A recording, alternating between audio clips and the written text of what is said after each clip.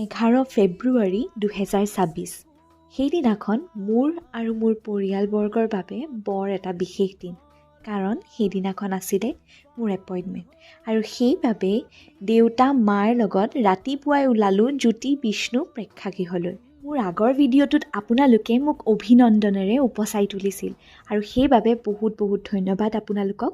লগতে বহুতে প্ৰশ্ন কৰিছিল যে মই কি বিভাগত আৰু কেনেকৈ চাকৰিটো পালোঁ। গতিকে আপোনালোকক জনাই দিওঁ, যোৱা বছৰ হৈ যোৱা APSC PWDৰ JEEৰ এক্সামটো মই দিছিলোঁ আৰু উত্তীৰ্ণ হোৱাৰ বাবে অনাগত দিনত মই এগৰাকী জুনিয়ৰ ইঞ্জিনিয়াৰ হিচাপে PWD বিল্ডিং ডিভিজনত জইন কৰিম। ভিডিঅ'টো যদি ইমানখিনিলৈকে চাই আছে তেনেহ'লে বহুত মৰম আপোনালোকলৈ। আজিৰ ভিডিঅ'ত ইমানেই, লগ পাম নেক্সট ভিডিঅ'ত, তেতিয়ালৈকে বাই। এতিয়া মোৰ ৰিকুৱেষ্ট, আজি চাকৰি পোৱাৰ পিছত বহুত দেৰিলৈকে ৰখি নাথাকিব, লগে লগে বিয়াখন পাতিব।